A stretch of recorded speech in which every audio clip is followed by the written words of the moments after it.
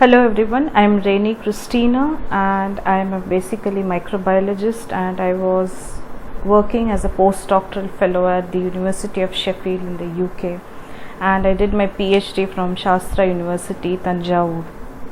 So I was given this opportunity to talk about the recent trends in biomedical nanotechnology in this online course, and I thank Dr. Jabina Begum, who is the course coordinator, and the Indian Academic Researchers Association, those who gave me this opportunity and the platform to share my knowledge on this topic. Hope you like this course and gain as much as possible. So by this time you must have known a lot about what is nanotechnology and the uses of nanotechnology and the biomaterials used and how it is applied in different sectors of healthcare or industry or in the academics. So today I am going to talk only about the topics where biomedical nanotechnology has been frequently employed, that is either in the form of diagnostics or drug development or in the development of prostheses and medical implants. So when we come to diagnostic, there are different types of biosensors or nanobiosensors, and then diagnostic applications in the infectious diseases field, or for example the lab on a chip technique, which is a very recent one and quite a portable technique of diagnosing any particular type of disease. And then the wider application of this bionanotechnology is in the drug development area, where different types of nanocarriers have been used for delivering the drug for treating cancers or tumors, and then as antimicrobial polymers, where drug loaded polymers are quite frequently used where the target is inaccessible, or in case of resistant for treating resistant pathogens, and also as antiviral candidates, and then in veterinary medicine in the livestock, among the birds and animals. And then the new ones what I saw was the neosomes and nanodiamonds. As the name, they are fascinating, so I thought I should include this in the course.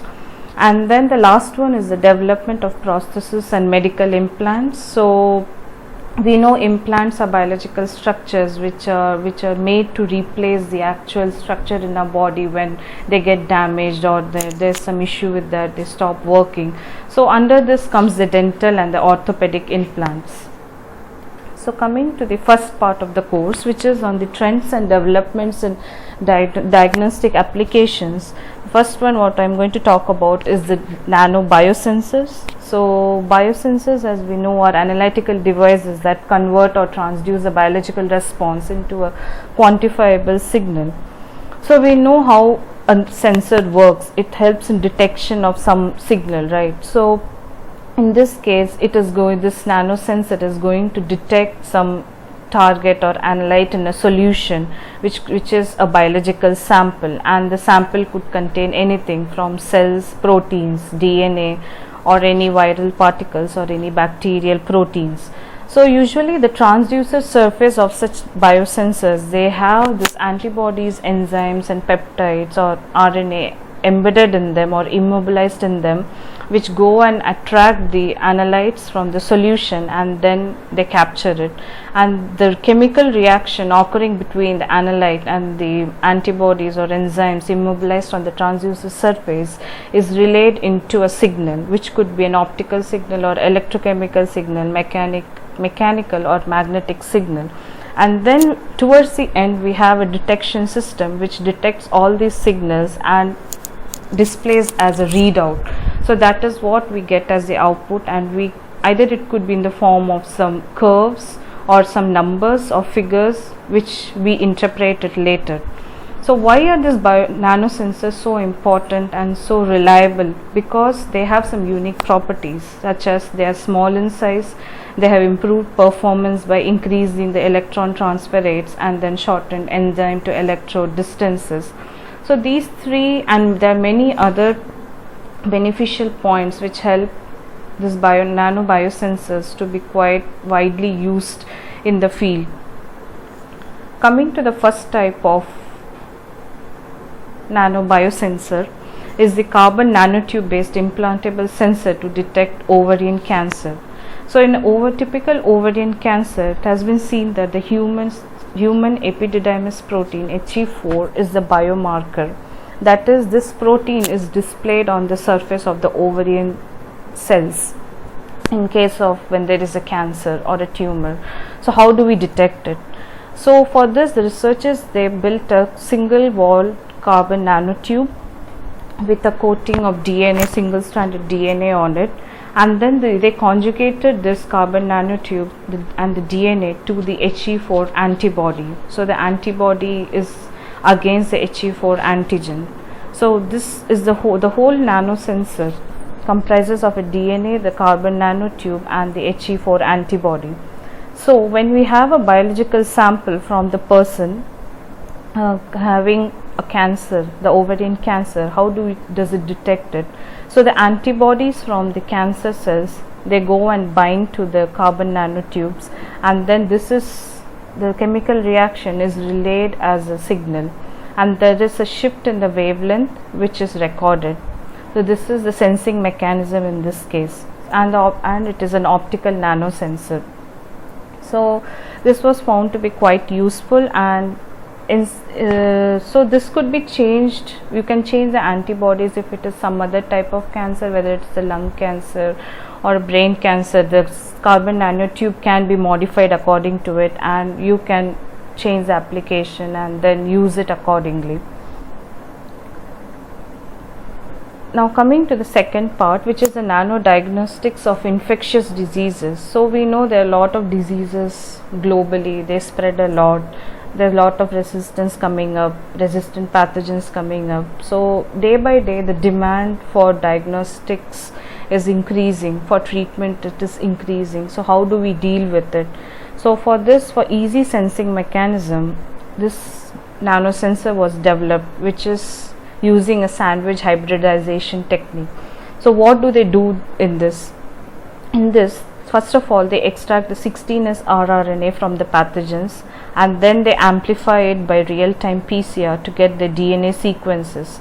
So this is a 16S rRNA which is amplified, and you get the DNA sequences, and on the other hand, they prepare a capture probe to detect the DNA sequences. The capture probe has specific oligonucleotides, the blue ones, which go and attach to the 16S DNA sequences, and once they go and hybridize with them, they are further hybridized to magnetic nanoparticles, and so they form the sandwich. Hence it is known as the magnetic sandwich complex, and this complex can be detected using an NMR. So this makes life easy. So instead of having a single pathogen, even if you have multiple pathogens, you can extract the 16S from any type of pathogen, and it can be used for detection. So that how easy it is. Coming to the other part of this application is how do you detect a viral particle, that is this hepatitis B. That's a virus which is quite prevalent. It attacks your liver and it causes various complications. So how do you detect it? For this, the researchers, they developed an immunoassay using the quantum dots nanobeads. So the interesting part here, what I found is that they use the hepatitis B surface antigen, and they immobilize it on a PVDF membrane. And this is one part of the story. The other part is they take the antibodies against the hepatitis B virus and they hybridize it to the quantum dots, which makes the quantum dots nanobeads. So once this is ready, they incubate both of them in a suspension containing milk, that is a PVDF membrane containing the hepatitis B surface antigen and the quantum dots containing the antibodies. So once it is incubated, they wash the membrane, and once the hybridization is complete, they illuminate it with a UV light. So this is the detection mechanism here. So once it is illuminated by the UV light, we already know that the quantum dots, they have fluorescent property.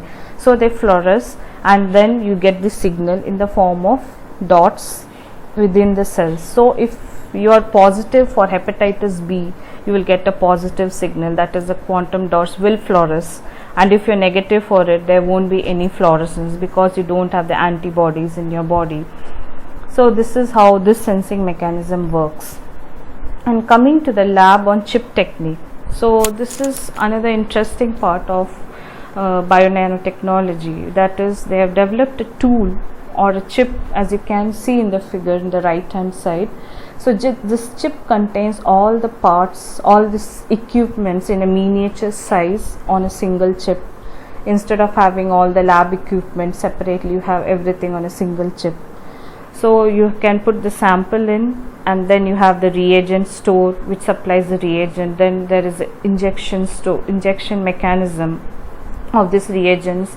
There's a mixing mechanism, and once the mixing is done, there's incubation, and then you get the sensor readout.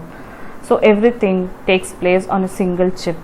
And the advantages of this is that you don't need to send the samples to any laboratories for testing. You can carry the chip with you. It's quite portable, and it has been useful for checking patients in remote or resource poor locations, and till now it has been proved to be used for detection of bacteria, viruses, DNA and proteins from a variety of samples. So how good it is. It has proved to be really good, and research keeps on going on this to improve its sensitivity to detect multiple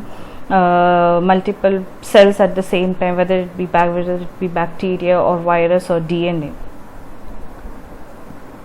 So coming to the next part of the application of bio-nanotechnology, it is the drug development and delivery platform. So as I told you earlier, the nanotechnology field is quite expanding in the field of drug development, particularly because of the rising cases of cancer and the complications associated with it. So research is quite going at a rapid rate to develop different kinds of nanocarriers which can carry the drugs and can help in smarter delivery into the cells and quicker treatments.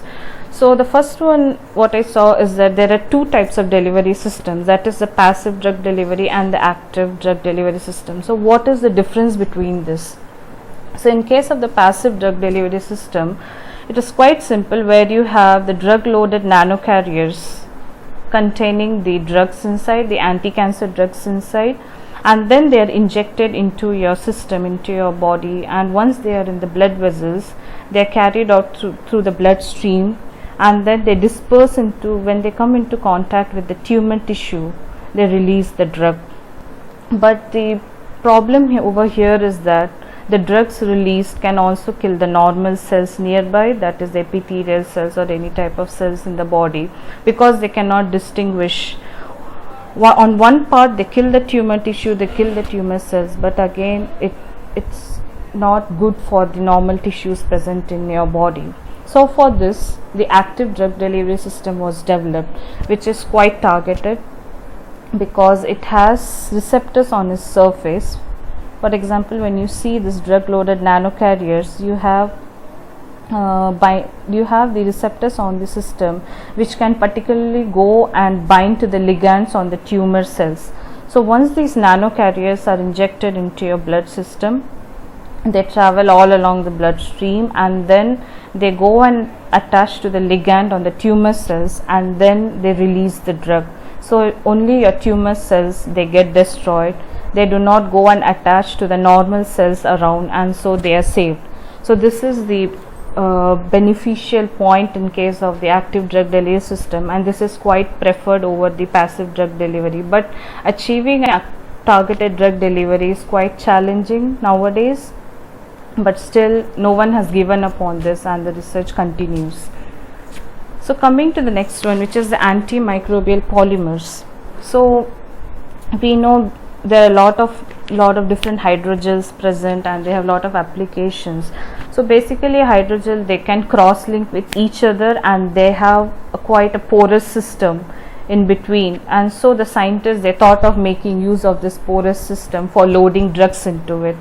So this could be any drug, it could be anti-cancer, or antiviral or even antibacterial drugs. So once these drugs are loaded, the polymers, they are released into the body system where the drugs can be released and then they go and kill the cells. So different types of polymeric nanoparticles have been developed and they are promising drug delivery candidates due to slow release and increased drug availability. And these are quite colloidal in nature, biodegradable and biocompatible, so that's why they are quite preferred over other nanomaterials. And examples of some antimicrobial polymers, they are polylactide and its copolymers with glycolide, polylacticoglycolic acid, which is also known as in short PLGA. So some of the natural polyelectrolytes like gel and gum, pectin, hyaluronic acid, dextran and chitosan, they are already used and they are in the market. For example, I got 2 examples of gatifloxacin loaded nanoparticles which is commercially marketed as Udragit. So gatifloxacin and moxifloxacin, these are 2 antibacterial drugs. So the good news is they are already being used commercially nowadays. So in this way, there are a lot of other antimicrobial polymers still used because particularly they are biodegradable and biocompatible and they will be non-toxic to our body system. That is why they are being used. Coming to the different types of antiviral candidates. So as you see in the picture, it looks quite complex, but I found this from a paper which was where they were speculating how we could kill a virus with a nanoparticle. So the paper was on Nipah virus, and they said that the virus particles, they tend to go and attack the host system. Before that, they have their own fusion system. So the green receptor and the blue receptor, they are from the virus particles which can fuse together, and then once they are active, they go and attach to the host cell receptor system and then attack the cells. So if we add the nanoparticles at this stage, how could the nanoparticles go and kill these virus particles or inhibit them? So there are various modes how this nanoparticles can inhibit the virus.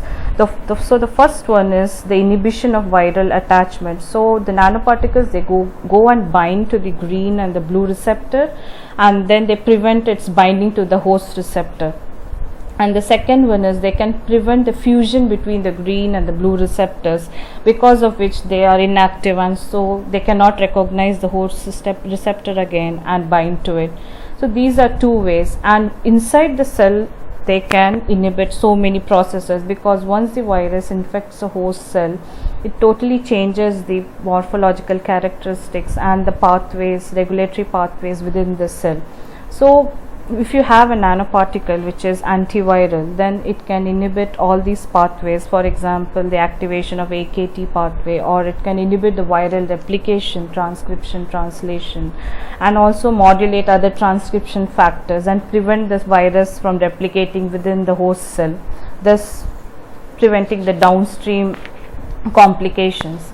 So various types of nanoparticles, they have been found to inhibit such processes like the silver nanoparticles, the titanium dioxide, the gold nanoparticles, and fullerene derivatives. So it's really good news that yes, nanoparticles can act as antiviral candidates, and some chiral silver nanoparticles, gold nanoparticles, quantum dot nanocomposites have been tested against avian influenza virus and fowl adenovirus and coronavirus, that is against the birds.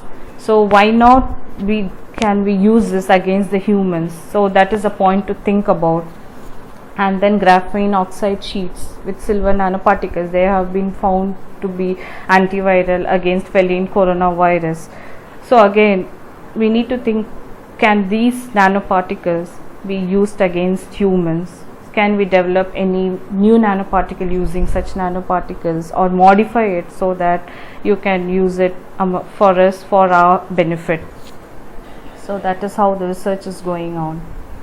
Coming to the veterinary medicine, which is where you have different types of animals, those who are also those are also biological candidates, and they too suffer from various diseases. They do have infections. So how nanotechnology is playing a role in protecting them or for their benefit? So when I went through the papers, I found that there were so many applications of nanotechnology in this field too, in the form of therapeutics, diagnostics, tissue building, immunization generation, and disinfectants. So I found that these nanoparticles, they are used as vitamins, probiotics, and then as nutritional supplements to improve the quality of the life of the livestock, to increase their body weight or the quality of milk they produce, and the quality of meat. So also they have been used as nanosensors so that they can detect the infections occurring within these animals and thus prevent any type of unnecessary surgery or any type of complication within the animals. So again here the diagnostics and the therapeutics is coming into play. So one of the example was the nano zinc oxide, which is considered to be one of the promising nano minerals that was used to improve the growth rate and immune response and disorders affecting the livestock reproduction. And then there is a disease called mycotoxicosis, which commonly it infects the animals, the cows and goats. So it has been found that nanosilica and nanomagnesium oxide, they are considered as powerful antidotes, that is they could decrease the mycotoxicosis in these animals. So yes, it is useful, nanotechnology is helping them. And then gold nanoparticle based vaccine has also been developed against the foot and mouth disease. So the foot and mouth disease is a very common disease again, and it can also be transferred from the animals to humans. So imagine if this nanoparticle is working on that animal, why not it be tested for humans or modified to be tested in humans. And then in breeding and reproduction, so it has been seen that nanoparticles, they have a great impact in protection and sustaining the release of reproduction hormones like steroid hormones and gonadotropic hormones. So yeah, and then in animal pet care, nowadays there's a trend for keeping and domesticating pet animals. So obviously we need to take care of them as we take care of ourselves, and so the soaps and the shampoos we use for the domesticated animals, they are being incorporated with silver nanoparticles.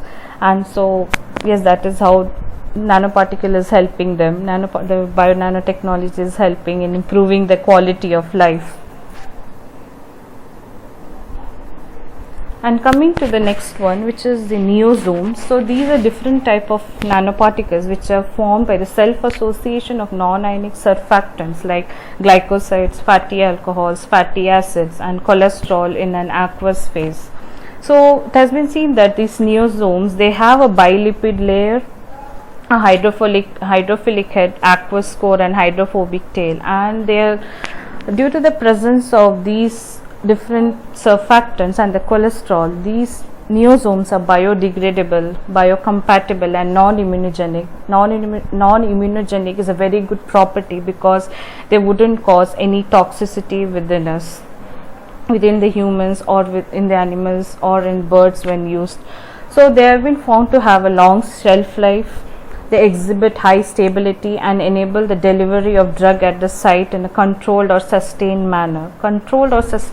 Because the neosomes, they are quite a compact structure, as you see in the picture. They are quite compact. So when you have the drugs loaded into the aqueous core or into the hydrophobic core, they tend to be released very slowly. As the nanoparticle, it starts degrading, and so you have a sustained release into the system. And as this figure shows, different kinds of drugs, whether it be hydrophobic or it be hydrophilic or it could be a ligand based drug, these can be loaded into the neosomes, which is again a good news because it makes it a versatile nanocarrier. And then again, this has found various applications. So one of them was in case of delivering drugs into the eyes, that is as in the form of ophthalmic solution. So it was seen that gentamicin, which is an antibacterial antibiotic, it was loaded into the neosomes, and these neosomes were injected into the eyes, and they helped in the controlled delivery of the antibiotic. And then neosomes composed of twin 80 entrapped large amounts of zidovudin, which is an antiviral drug, and this drug release was enhanced by the addition of diacetyl phosphate and for a longer release over a longer time, and this could be effectively used against HIV. So you see how neosomes are also playing a good role, and the discovery was really good in having a sustained release with all the compact structure and with the hydrophobic and aqueous core, so that you can load more and more drugs, or even if it is a core drug, you can load both the type of drugs into the same neosome and then target any type of cells. So coming to the next one, which is the nanodiamond. So as the name suggests, this seemed to be quite interesting to me. That's why I chose to discuss about this in this course. And I found that these nanodiamonds, they are basically the brothers and sisters of graphene and then carbon nanotubes, because they are from the same family. And I could see that these are also carbon nanomaterials, and they are small in size, with an average size of 5 to 6 nanometers, and they have been seen to be biocompatible with low toxicity. And the core of this nanodiamond, they are quite inert, and so it makes them highly tailorable and fully accessible to attach different types of functional groups according to our interest, and then use it for different applications. So it was seen that in case of the root canal system, they use a material which is known as gutta percha. So this is the basic material which they use for filling your teeth after the root canal treatment. So how did they modify it? So first of all, they use this trans 1,4 polyisoprene with zinc oxide, barium sulfate and wax to prepare the gutta percha, and then on the other hand, they had the nanodiamond with amoxicillin incorporated. So it gave rise to this nanodiamond amoxicillin structures, which were mixed with the gutta percha to form the nanodiamond gutta percha. And then once the root canal was over, they filled the cavities with the nanodiamond gutta percha implant. And the use of this was, the amoxicillin is an antibacterial drug, it's an antibiotic. So even if there is any bacteria left inside, they could be killed when the amoxicillin is released from the implant. So hence it's for a long term use, so that you won't get infections again and again. So that's what I found it interesting. Similarly, you can change the antibiotic here to any other antibiotic in the form of streptomycin or ciprofloxacin, and then based on one patient to another, this can be modified, and again it's a quite versatile nanomaterial which can be used over a long run. And again, I could see that these nanodiamonds, they bear fluorescent centers in their cores. So this provides an opportunity for in vitro and in vivo imaging, that is, while taking microscopic images or for fluorescent imaging, this nanodiamonds have found very good beneficial application. Coming to the third one and the last part of the course, which is the development of prostheses and medical implants. So as I told you earlier, medical implants, they are biological structures which are used in place of the normal structures in our body. When the actual structure, they get destroyed or they're no longer usable, so you need to replace them. So in the form of hip joint endoprosthesis or knee joint endoprosthesis and different other bone screws or dental implants, they have been continuously used as in our body. So we could see that different tissue scaffolds and orthopedic and dental implants made from such nanomaterials have been a great demand in the few years because they have robust mechanical properties and biocompatibility. So once inside the body, they do not cause any toxicity. The nanomaterial used, for example, titanium and zirconium, they are widely used in the implant. So they are quite friendly to our body. That is why these have been used. And then collagen nanofibers, they have been used for wound healing in the form of sheets so that they can enhance the capillary and fibroblast proliferation. And using nanoscale fabrication technique, nanocrystalline silver dressing was developed and evaluated in chronic wounds. So these helped in the wound healing process. They accelerate the wound healing and prevent any type of further infection, because silver we know is already an antibacterial agent. Similarly, we have the titanium and polyethylene implant surface, which when used in the implants, they helped in osteoblast adhesion and endothelial adhesion. So osteoblast is the bone cells and the endothelial are the surrounding cells. So they quite helped in adhesion and proliferation, so that there's quite a good recovery over the long term.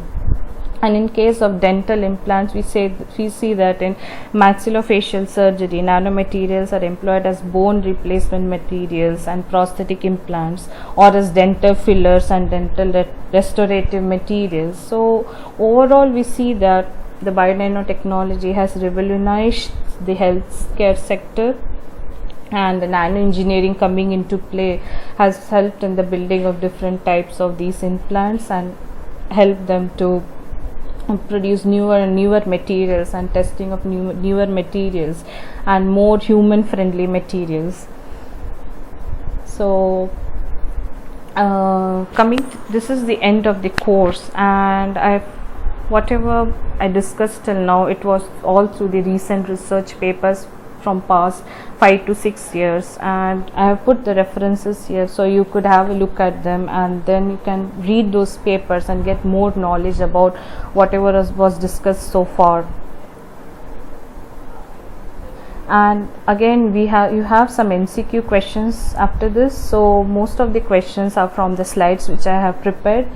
So if you read the slides properly and if you go through the presentation, you will be able to answer each and every questions. They're not at all tough, and I wish you good luck and hope you enjoyed this course, and thank you for listening.